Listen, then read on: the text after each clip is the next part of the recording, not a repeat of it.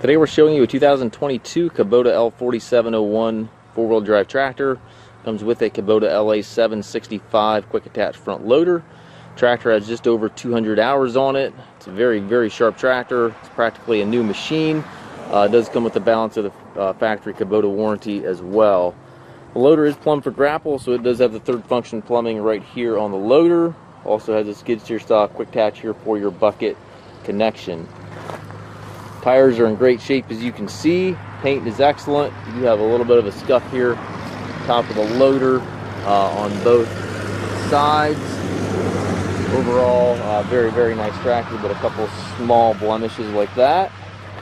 And again, does have the canopy top, complete 3-point with drawbar and top link, stabilizer bars on both arms, has a toolbox back here, foldable rollover bar.